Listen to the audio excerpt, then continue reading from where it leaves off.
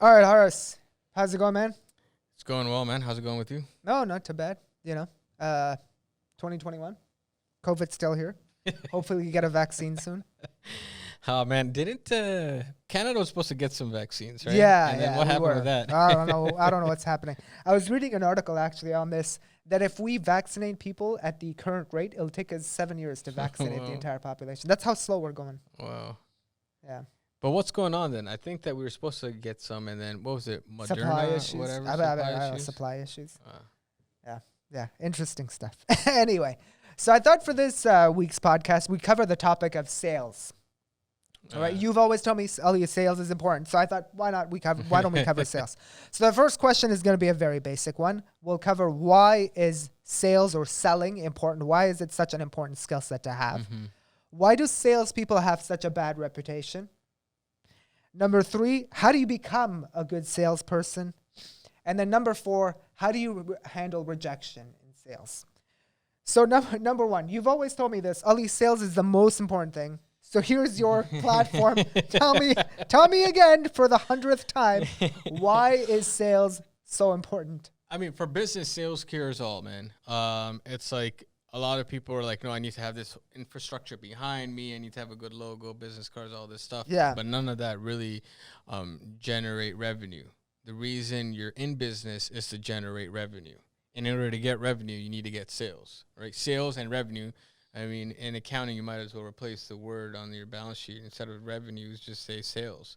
But sales is also like has a bad connotation. You always have like I think people associate like just smarminess to it, right? So I think for that reason, people kind of shy away from the sales side. Maybe it's not inappropriate. Maybe it's not nice to try to quote unquote force someone, which I don't agree, to buy something they don't want to buy. But sales is what drives your business. If your business is not good at sales, it will not succeed. I don't care what business it is. And I think there is a huge trend where, oh my God, if I have create the best product, service, especially technology, application, people are going to come to me. And they're just going to want it because nobody wants it, man. They got to know. You got to sell, okay? Okay, it's not the best product that wins. It's the best known product. And the best known product, you have to have a system for sales. Yeah. Okay, you said a lot of things there. I don't want to unpack it a little bit, but I totally agree with everything you just said. The one thing I'll add to what you just said, saying that sales is so important, I'd say you're absolutely right. Sales is literally, I'd say, the lifeblood of every organization. Yeah. Sales stops, that's it. Your profit goes to zero. Yeah. Like you have nothing, right? So it's the lifeblood of every business. The other thing I would say, and I recall a quote on this, I'm big on quotes. There was a quote that said that other than sales and marketing, everything else in your business is essentially a cost. Yeah. Right? Because like designing a product, making this better, admin stuff, hiring software, all of that is a cost, right? Sales is literally the true litmus test as to whether or not you have something that works. Every other department should be supporting sales, whether it's accounting, product service development, anything, customer service. Everything should be oriented around sales and marketing to get your product out there. Yeah. Right? Yeah. Because you're creating a product to sell. You're not creating the product for itself. You're not developing a service out of the kindness of your heart. You're doing it to sell it. And so everything needs to feed into that. Accounting, finance, whatever it is, those measurements need to focus in on sales. Yeah. So you said something quite interesting. You said that it doesn't matter what kind of a product you have and how perfect it is. If you can't sell it, doesn't matter. Nobody cares. Yeah. So why do you think it is that people get stuck on this whole idea of like, oh, let me perfect my business card. Let me perfect my website before ever talking to a potential prospective customer? Why do you think people get stuck on that? Because it's very like easy. Right? Like, oh, I want this nice little logo. I want like, oh, look, my name's on here. It says I'm like a director, owner, manager, whatever the heck you want to put on there, right? And like my phone number, and I can like, it's like a very enclosed, egocentric kind of process. Not that I'm saying that they're meaningless. They are meaningful when in the right place, but it's easy to close yourself off. You don't need to interact with the world. You're saying, I just got to spend the next 3 years on my website. Oh, this one thing is off, so I got to correct that. I got to correct my letterhead. I got to correct, oh, if I only had the perfect office, if I only had the perfect pen to Yeah. sign the deals, right? Whatever it is, if I Yeah. only had the perfect binder or the perfect car before I get to, like, no, man. Sales will get you all of that, right? Yeah. Sales will get you the car, will get you the binder, will get you the nice website, will get you everything, right? Yeah. But the reason people don't prevent, like what prevents people from doing the sales is uncomfortable. You have to go out and convince somebody to like take or buy, depart with what they've earned, what they've spent time earning, give it to you for something that you are now providing them. Yeah, yeah. I totally agree with that. Totally agree. Like the illusion, all those things, business card, website, that's all important, Yeah. right? But it's giving off the illusion that you're working hard at something Yeah. when the real work, the true work is really whether or not whatever it is that you're doing is going to be sold and Yeah. put in the hands of a customer. Yeah. I think it's just, yeah, the other stuff is just illusions. And like you said, Yeah. sales can cure a lot of problems, including bad profitability, getting a better car, all that stuff. Sales usually cures all those problems. The reason why you have issues in a business is because you don't have enough funds. The revenue is not coming in. Your website's not good enough because you couldn't hire the better guy to make a better website. Your business card's not good enough because you couldn't hire the better graphic designer. Your car's not fast enough because you couldn't buy the faster car. The only thing that's going to cure that is higher revenue. Higher revenue. Okay, so let's go to the next question then. Why do you think sales in general, salespeople, have such a bad reputation? I do think that, so this is a two-part kind of answer. Okay. Firstly, I feel like people do feel that there's just like people are forced into buying something. When you think of a salesperson, they're trying to manipulate you into buying something. And yeah, that can happen sometimes. I do feel like there is ethical selling, right? But the ethical selling does not mean that you're not putting forward a argument to buy or convince somebody of what you're selling. It just needs to be on the right ground. It has to be on the right information. You're not misleading anyone, right? So yeah, like sales, the bad rep is essentially because people are like, this person's going to lie to me and try to sell me something I don't want, right? But a good salesperson is not going to do that, right? They're going to say, do you need the product? First, I need to isolate that. I'm not just trying to make another sale. I'm trying to see whether you will fit into what I am selling. So I need to figure out what your needs are, who you are, and then if you still are not convinced, I have to show you why you need it, right? So a good example would be accounting services or legal services, right? Like, are you happy with your services, right? It's not like I'm trying to sell you legal services that you do not need, right? If somebody comes to me and says, okay, I just want like a partnership agreement, right, for like, and I want you to draft it, and they're not going to give me any kind of question or answer any kind of questions, I'm going to say, well, you could get a template online. I don't agree with that. But if you're coming to me, I need to figure out what your business is, where it's going, right? So I can develop a contract or write out a contract that will evolve with you and your partners and any goals that you have, right? So I'm going to convince you in buying that as opposed to just, okay, buying whatever. Yeah. I do think, the thing about salespeople is they have a bad reputation simply because everyone's used to that guy who was a pushy salesman. You know, everyone's encountered that person before. It was a pushy car salesman, someone on the phone. They're like, oh, sales is, it's you're pushing a product, something I don't need, terrible reputation, blah, blah, blah. But would you say more or less sales is, I hate putting the word sales on it because of this idea that it's got a bad reputation. Would you say sales is more relationship building and adding value really to customers is what you're trying to do?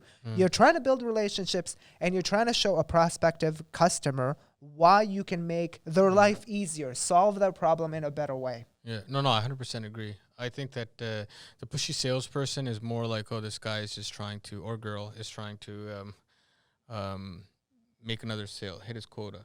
But like somebody who's a successful salesperson will always empathize with the people buying. They really need to understand. If you look at the best brands, they're good brands not because they've got a nice logo.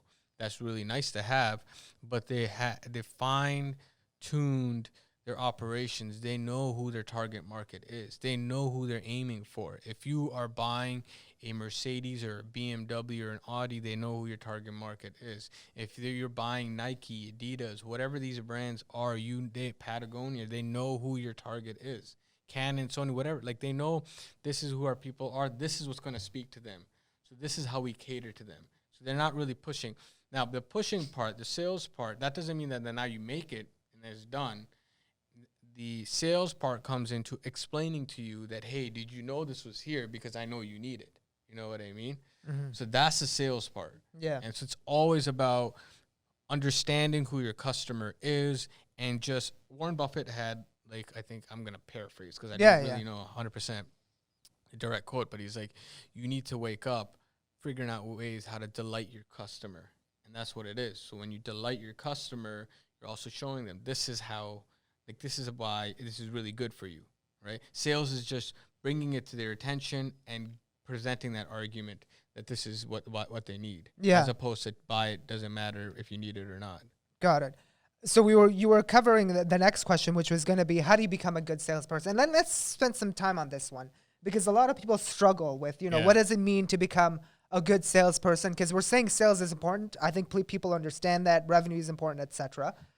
We don't like that pushy salesperson. How do you become a good salesperson? Or what's a good sales process like, right? Let's discuss that. I think in general in life, as you go through your buying experience for different products and services, you realize that at the end of the day, every company is trying to sell you something. Like, let's pick Apple or Nike or whatever it is. At the end of the day, it's not like you really need those products, like a new pair of shoes from Nike. They're essentially selling something to you as well by creating these, giving you an image, a lifestyle that you want to aspire to. Like, let's say you want to be someone who works out and wants to be an athlete. Therefore, you need these shoes. They create an entire system or a process to convince you as a prospective customer to part with your money and buy their product that they're offering, right? So it's an entire process and system. What would you say are some good systems or processes that, salespeople could implement? So I want to divide a little bit between marketing and sales. Okay. So I feel like what you kind of described there was a little bit more marketing, because marketing is that brand awareness, that brand reputation, having that strong message, and really creating an image or a reputation around what you're selling. Right. Sales would then be to actually convince you. It's the art or the act of convincing. That's at least how I kind of differentiate it, right? Got it. Okay. So I would say that, like, at no point, like, people value their personal space. So they don't want somebody coming to their personal space and try to convince them of anything, whether it's good for them or not, right? And immediately individuals are abrasive, or there's very few people who are kind of welcoming and patient enough to take you in. Everybody's just kind of like, no. And so between marketing and sales, the marketing aspect kind of includes your services in their bubble. So they've heard about your business or whatever you're offering, right? And so when they've heard about what you're offering, now when you go have a conversation with them, they're not going to be abrasive. They're not going to push you away, because they feel some kind of familiarity, comfortability, just you have a reputation or a relationship with them. And so even though you haven't spoken to them, so now they're going to let you in.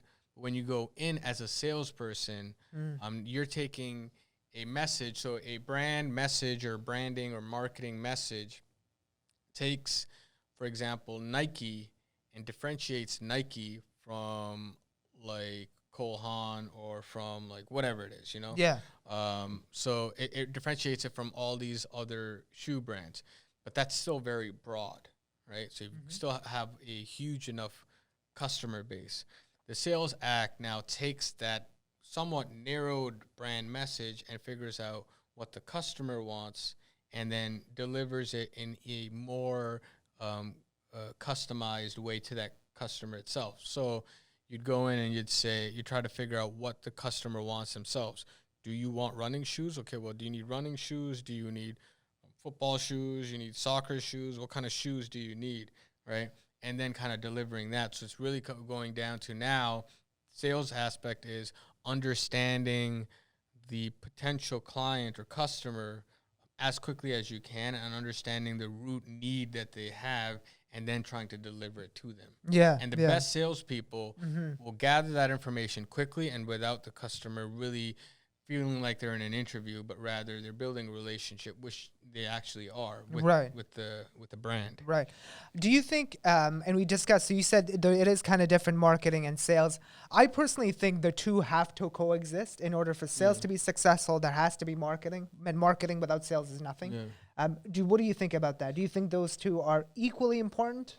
They're very go equal. hand in hand? They go hand in hand. Yeah. You cannot have it'll be very difficult to do sales with proper marketing, without proper marketing. Yeah, right? Because people don't know who you are Yeah. and what you're offering. And I think 80% of sales are made after 5 to 8, or is it 5 to 8? And don't quote me, maybe it's 8 to 12 touch points, meaning that there's several touch points before somebody actually decides, because they need to understand whether that's good for them.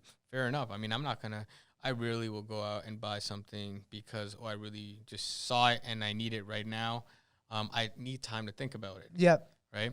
And see if it's good for me. Right. And do I really need it? All of that. So marketing is helping me along that process, that decision-making process. And then when I'm trying to finalize it or I'm near finalizing it, that's when the salesperson would kick in, and knowing that there's this, there is some foundation for the brand, they can then sell the product into. Got it.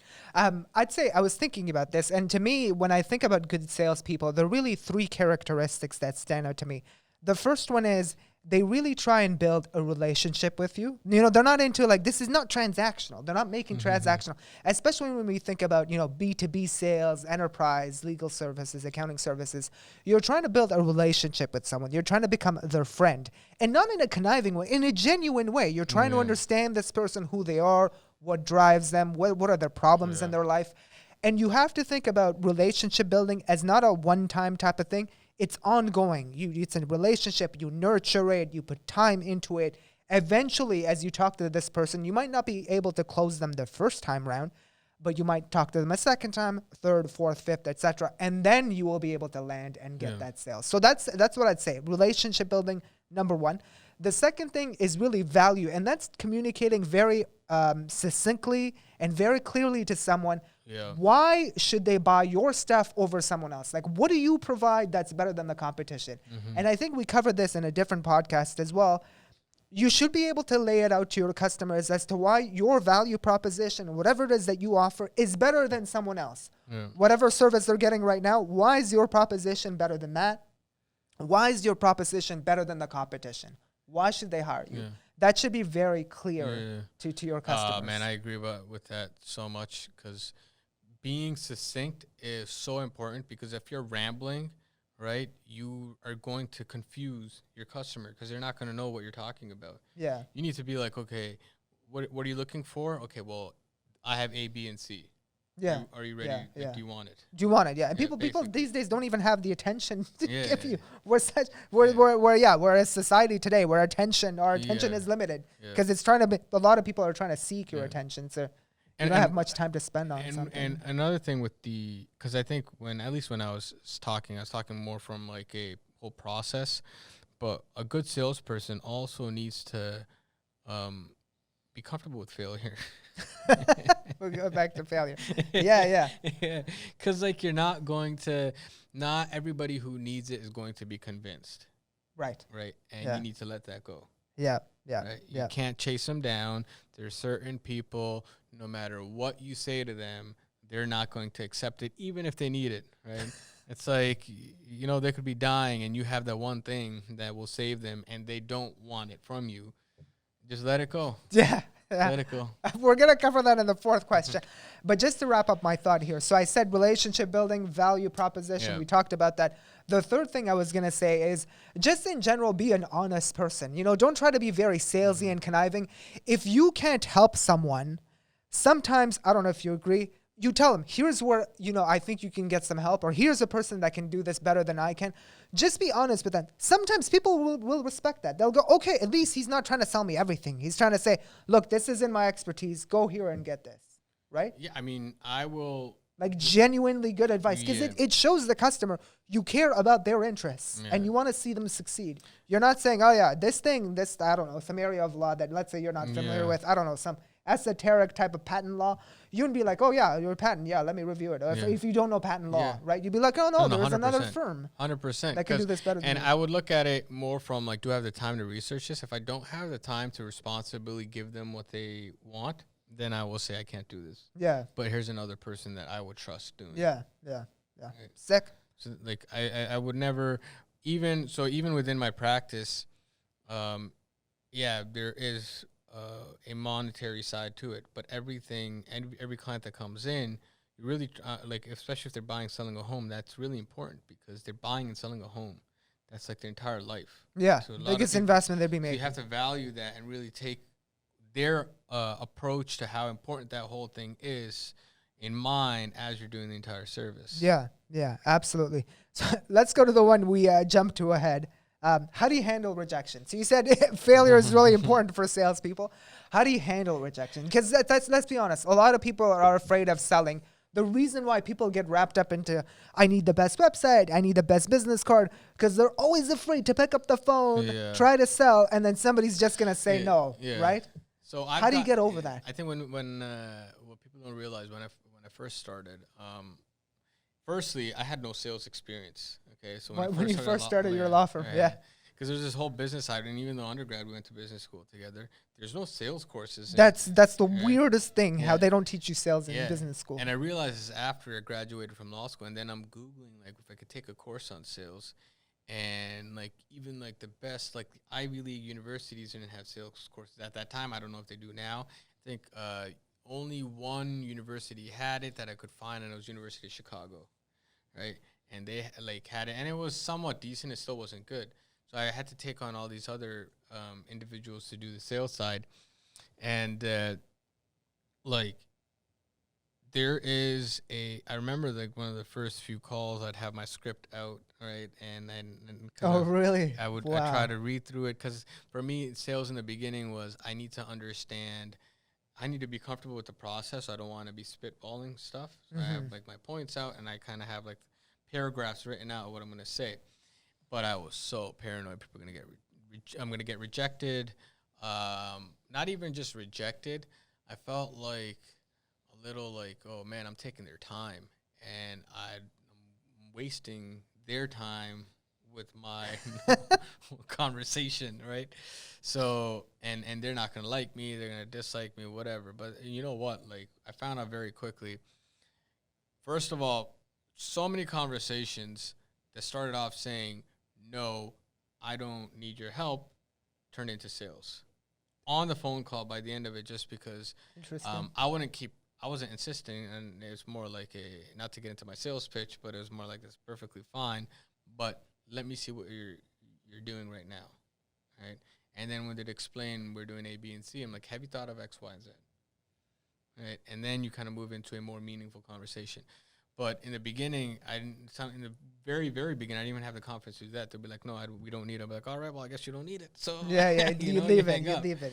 And then there's other times where like, yo, I know that they need it, but if they want to say no, then you just leave it. You just got to know when to give up.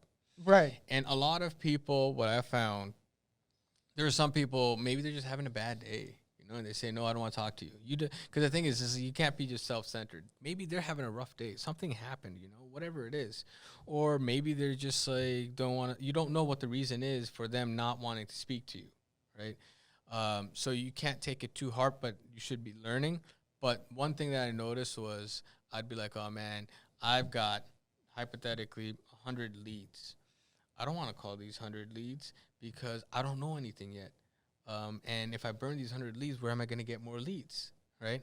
And the one thing that got me over that was, in order for you to learn how to get those 100 leads, right, to make use of those 100 leads, is to call those 100 leads and mess up and then figure it out. Yeah. That's number one, right? Number two, there's no such thing as just that many leads, right? 100 leads and that's it. There's so much business everywhere. So many customers. So much, man. Saying. It's like you could burn that list, you get another 100 very quickly, and you have to be confident in that. And the other thing you need to be confident is they can say no. They could just say the dumbest things to you, and this happened. A month later, they don't know who you are, and they're buying from you. Yeah. Right? Yeah. So, and you could just call them back again, right? Interesting. So it's like, Interesting. It's not. Interesting. So 2 questions on this one, because you have more experience on this than I do, to be honest. So talk to me about a situation where someone said no, and then you were able to turn them around. Does that happen very often? Why do you think people usually say no sometimes initially? Is it because it's a reflex? They initially say, "You're a lawyer." No, I'm fine. And then they're like, they think about it, and they're like, actually, no, I need that guy. Yeah. So is that what happens? A lot of times, my opinion is that, and I'm not talking about lawyers. Legally. Yeah. I cannot say one lawyer is better than the other. So this is a legal disclaimer here. I would say professionals. Okay. I personally there is, I guess, a minimum competency level to go into a specific profession, right? Whether you're becoming a doctor, a dentist, a lawyer, or an accountant, and then once you or an engineer, you cross that, and now everybody's kind of the same, right? But outside of that, there are different levels of EQ that's not necessarily measured in any of these exams, or you might be really good at being a dentist, but you don't know anything about business or stuff like that. Because there's when the tasks become more complex, there are several different areas of knowledge that you need to figure out and see how they interplay. And with law, there's a lot of times business is involved, right? So what you would do, I feel like a lot of people will say, I've got a professional that I'm working with, right? My dentist is somebody that I don't know if they're good or bad. First time I went with them, I was scared. And then I spent some time with them, and they were like, all right, right? Yeah. So now I know who they are. I know every single time I come out, this guy is making my gums bleed, but whatever, the devil I know is better than the devil I don't. Yeah. So I'm going to stick with this person, right? And then along comes somebody else. They're like, oh, come to me. And I'm like, no, I don't want to, because I know this guy. He may not be the best, right? He may make me feel uncomfortable, but I know him. So I'd rather just go to him, right? And that's what the reflex is. Yeah. So now it's explaining, well, hey, listen, okay, that's fine. I don't want you to come to me, but what kind of issues do you have with your current dentist? Well, my gums are bleeding, and he makes me do this and that or whatever. That's great. Well, we've got a new thing that doesn't make your gum bleed. And you know what? There's all these other things here. No pressure, just coming. And I'm doing a sales pitch now. Yeah. No, but I like it. It's really good. It's really good. Yeah. You're trying to go over how do you turn someone around, which is so important. So you're looking at their pain points. You're like, what's going on? And you're having a real discussion. You're not just saying, ignore everybody, come to me. Yeah. Right? Yeah. So, by the way, I'm opening up a sales course. You guys all should subscribe.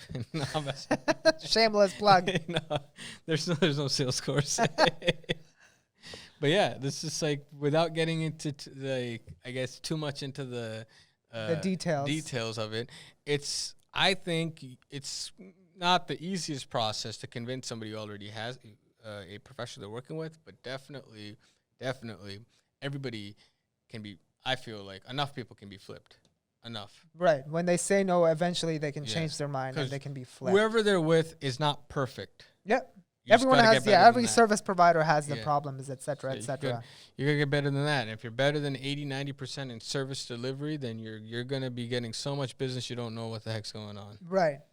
How'd you become good at handling just, people saying no? You just, what do you do now? What's your sort of mentality and your perception about all that? Do you just go, no problem, it's okay.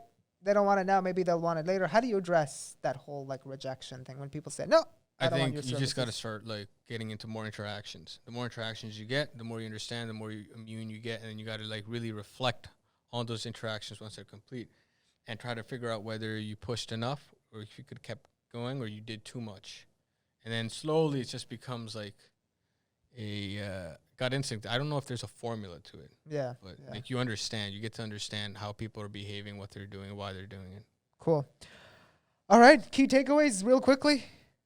Sales is important, and the best way to learn it is by doing it. Yeah, I'd say exactly that. Sales is scary, but it's the most important thing you could ever do. So don't be afraid of it. Get out there, start selling. Yep. All right, we'll wrap it up. Thanks for joining. Take care, guys. Have a good one.